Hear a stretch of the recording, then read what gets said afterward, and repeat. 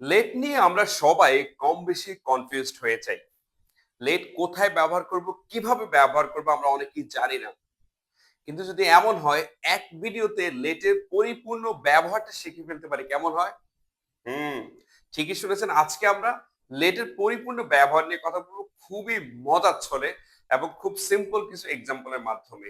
স্ক্রিনে লিখেই আছে, দেখেন, লেট নিয়ে আর কখনো ঝামেলা করবেন না। লেট নিয়ে সত্যি আর কোনো ঝামেলায় পড়বেন না। লেট এমন একটি ওয়ার্ড, যে ওয়ার্ডটা ইংরেজিতে কথা বলতে সবচেয়ে বেশি ব্যবহৃত ওয়ার্ডস গুলোর মধ্যে একটি, এমন একটি ওয়ার্ড। তো চলুন আমরা শুরু করি লেটের ব্যবহার। আচ্ছা, দেওয়া আছে প্রথম হলো let plus me plus verbal plus extension. এটা হলো স্ট্রাকচার। আমাকে ড্যাশ করতে দাও, আমাকে ড্যাশ করতে দাও।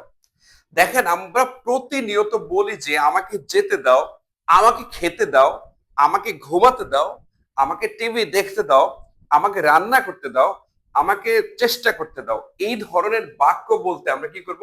প্রথমে লেট, তারপরে me plus verb one plus extension, verb one ভার্বের বেস ফর্মটা বসিয়ে দিব। ঠিক আছে, সিম্পল।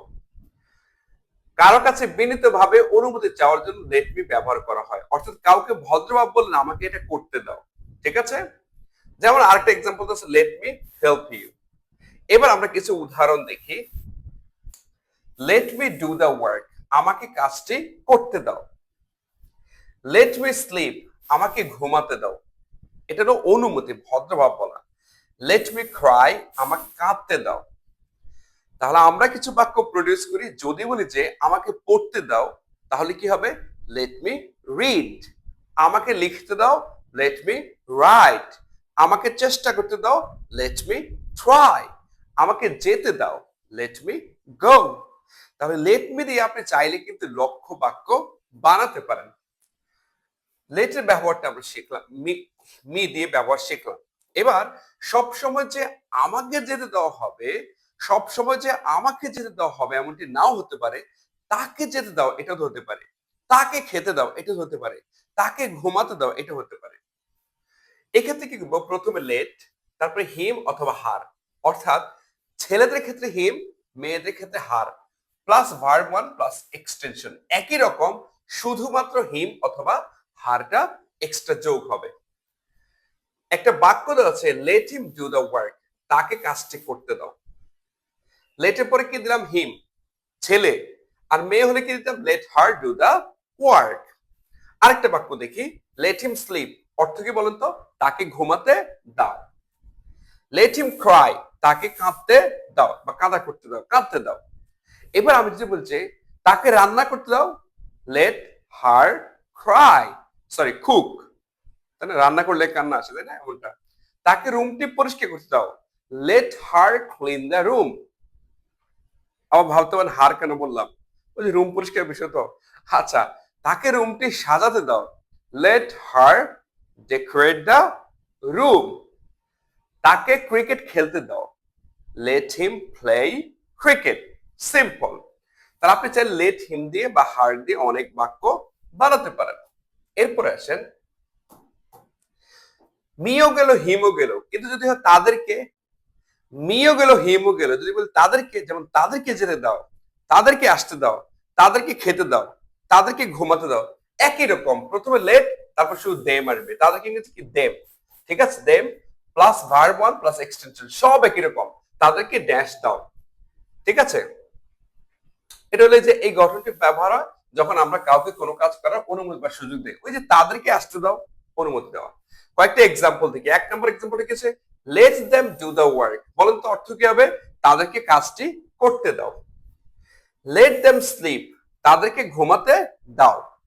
লেট দেম ক্রাই, তাদেরকে কান্না করতে দাও। তাহলে তাদেরকে খেলতে দাও, লেট দেম প্লে। তাদেরকে চেষ্টা করতে দাও, লেট দেম ট্রাই। তাদেরকে আসতে দাও, লেট দেম কাম। তাদেরকে শেষ করতে দাও, লেট দেম ফিনিশ। তাদেরকে কথা বলতে দাও, লেট দেম টক। সিম্পল। মজা আছে কিন্তু। এবার আমি যদি বলি যে তাদেরকে দিলাম, আমাকে দিলাম, তাকে দিলাম, কিন্তু আমি যদি বলি আমাদেরকে দাও, আমাদেরকে দাও, এটা একটা মজার বিষয়। দেখেন, লেট প্লাস আস প্লাস ভার্বল প্লাস এক্সটেনশন সব একই, শুধুমাত্র আসটা নতুন ভাবে যোগ হলো, যেহেতু আমাদেরকে, ঠিক আছে, আমাদেরকে। এটা দুইটা অর্থ হতে পারে। একটা হলো চলো যাই, চলো এটা হতে পারে, অথবা আমাদেরকে দাও। দুইটা অর্থ হতে পারে। আমি একটু দেখাই। Let us do the work, এই লেট আস কি সংক্ষেপে কি বলে? লেটস। কি বলে? লেটস। চলুন কাজটি করি। আবার এটা অর্থ হতে পারে আমাদেরকে কাজটি করতে দাও। কি হতে পারে বলেন তো? আমাদেরকে